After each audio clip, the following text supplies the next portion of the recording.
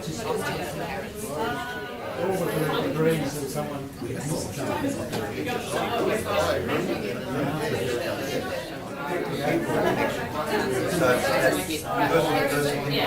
we get people healthy? It's not restricted to most people on the second page.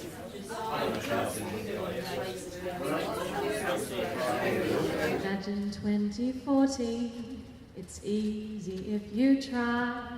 Beautiful coast surrounds us, no wind, just sunny skies. Imagine all the people living in harmony. Ooh. Imagine there's no loneliness, it isn't hard to do. A healthy place for everyone, the dream, it starts with you. Imagine all of Warrnambool connected, safe, secure. Ooh. You may say I'm a dreamer, but I'm not the only one. Today's the day that we join up, and Warrnambool will be as one.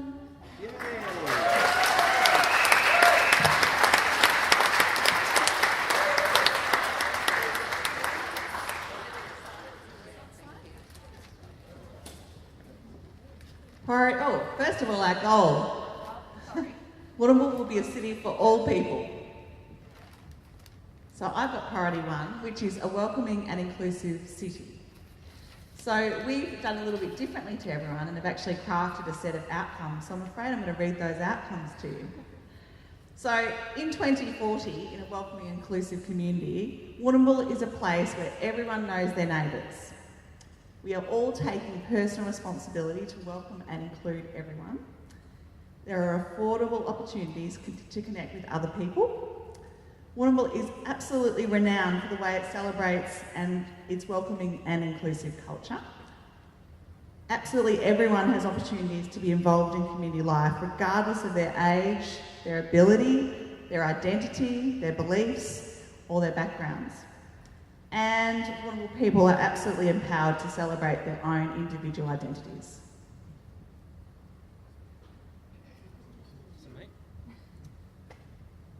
Yeah, so priority 2 was an active and connected community. So our outcomes, that we would have better facilities. So when we did annual surveys of community, they identified that the facilities, the hubs, and connection to transport and shelter were way improved.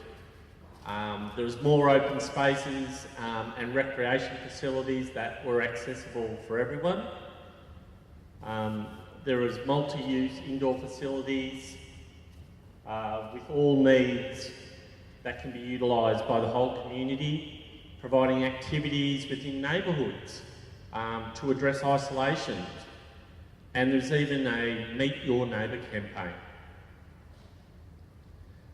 The community actually embraces more multicultural activities and festivals, so we've got a whole range of multicultural festivals going on. There's information about service needs are more easily and accessible, so people are able to easily navigate and find services.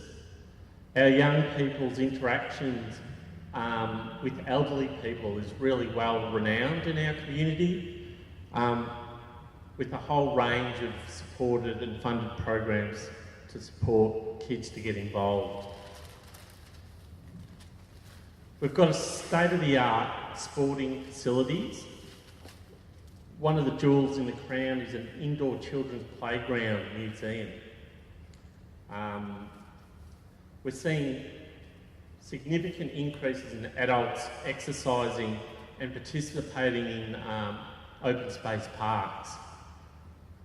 Fantastic programs to encourage people to use bike paths and their open spaces.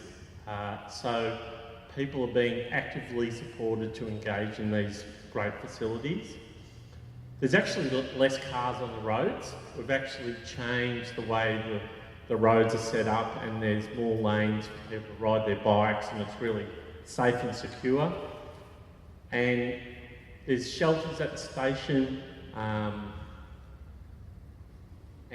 there's places for people to add their mobility scooters, and it's just really easy to not use your car.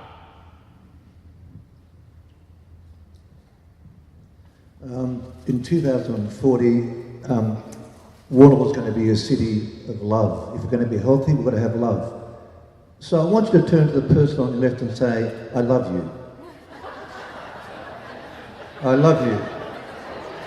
See, what's going to happen in 2040, when the councillor and the mayor walk into the chambers, they'll say, I love you. When you go to work, you'll say, I love you. So it's going to be a city of love, a bit like old San Francisco. So we're certainly going to have a healthy environment. Let me just read through the priority number 3. Warrnambool will make health a priority with access and affordable physical and mental health services, recreational facilities and opportunities, including those for those at risk, vulnerable and disadvantaged.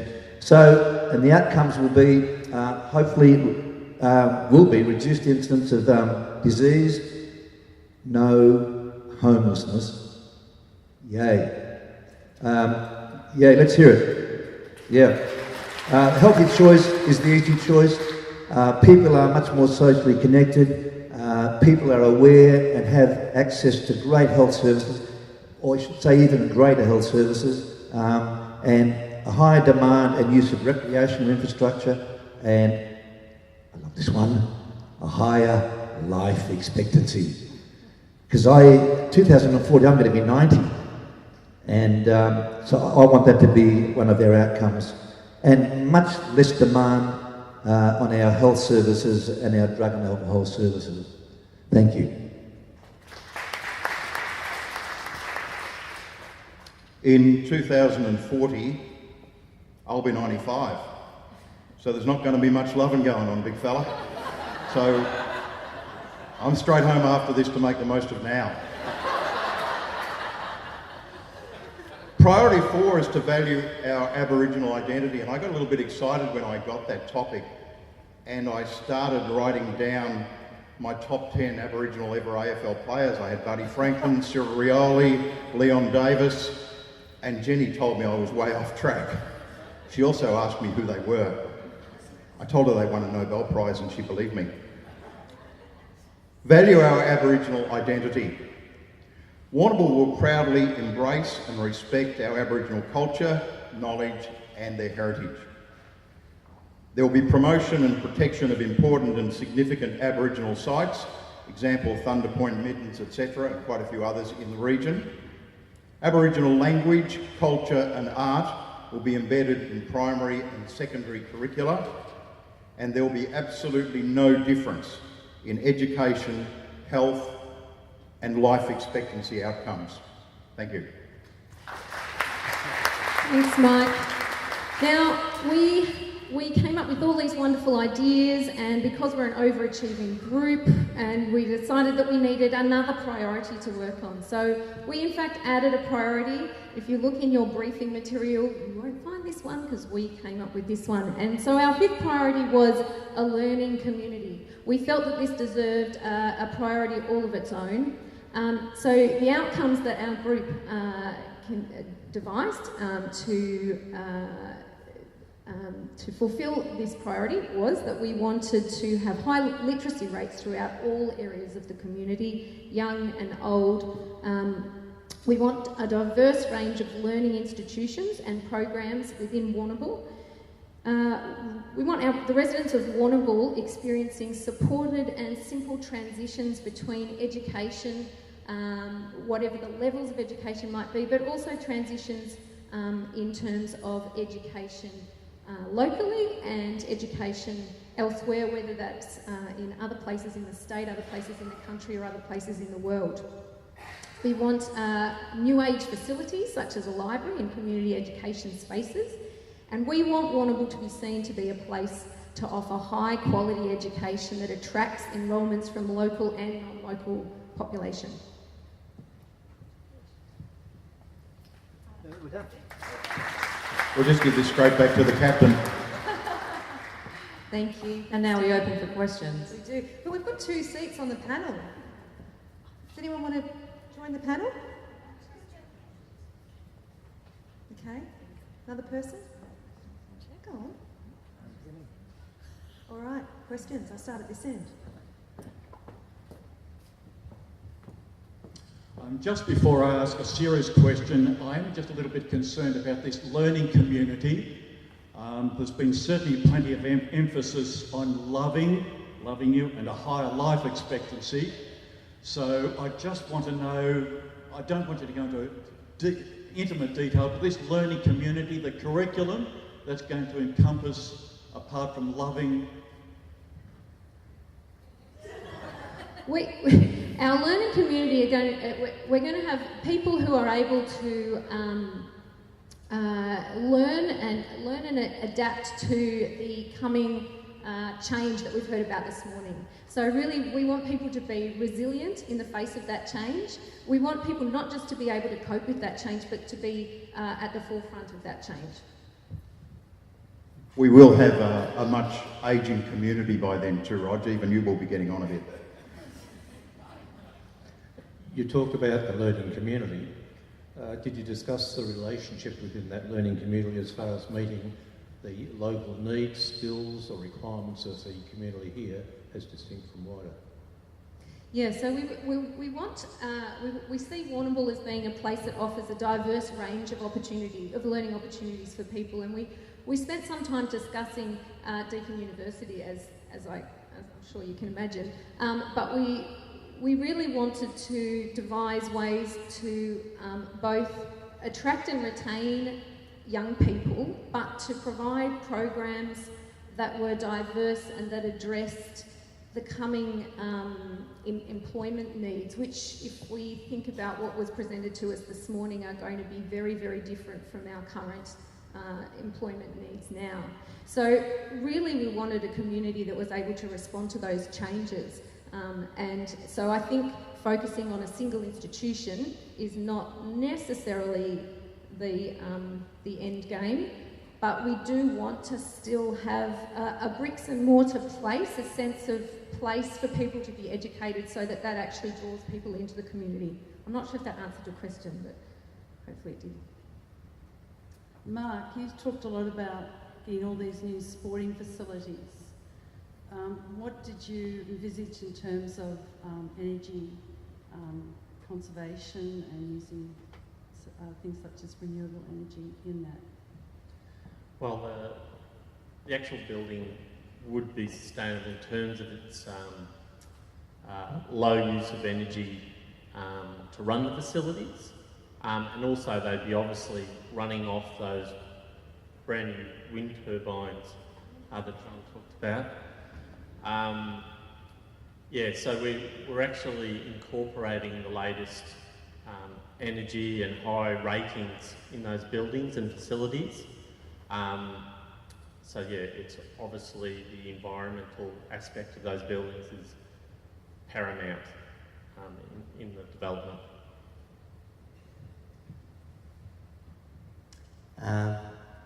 You probably recall that way back in 2017, our natural environment was quite severely degraded and depleted, and we're facing massive challenges with decreased rainwater, increased temperatures, etc. How has the increased population that we've faced since then, how's that been, what impact has that increased population had on our environmental problems here in Warrnambool? That's a very good question. Are you there, Ben? Let's hear this one, Ben. This is your question. It is, yeah. Come on, don't be shy.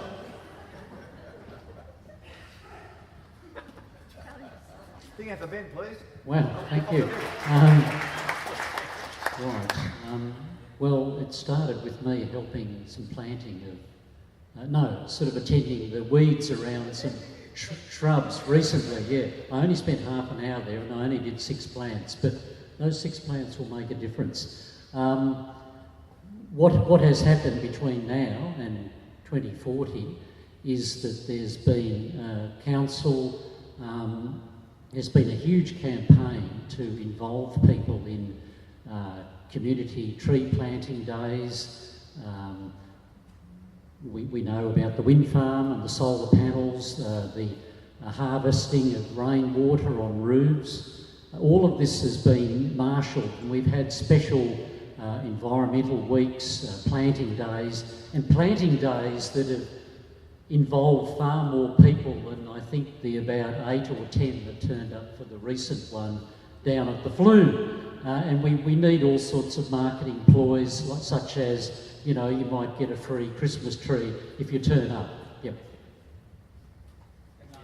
Thanks, Ben. Since your subject is people, and as we are all people and everyone is different, what have you done in these past years to prepare people to not be afraid of change, strangers, people coming to town that maybe look different, pray different, do different things, have different cultural habits? What have you undertaken that it is an open and embracing community? Say that I was dogged into this whole presentation, and that is a fine question you ask, and I'm not sure I have the answer for you, so I'll hand it back. I'll have a little bit of a go, but this is a little bit of a gotcha setup, isn't it, really?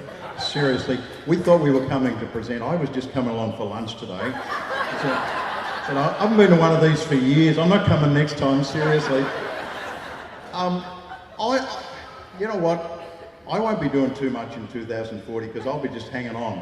But I think if we continue from where Warrnambool is now, and I mentioned to someone before, I've lived in Warrnambool for 3 years, and one of the things that really stands out to me here is that there is a group of Sudanese people who live in Warrnambool.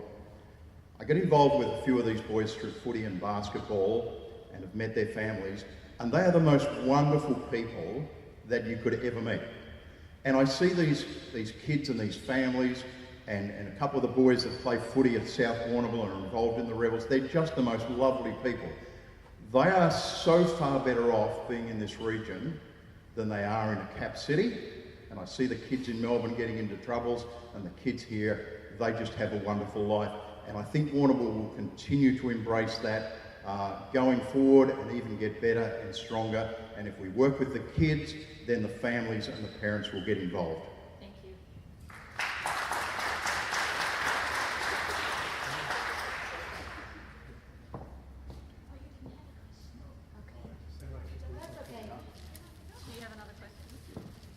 Thank you, we're done. Thanks, people.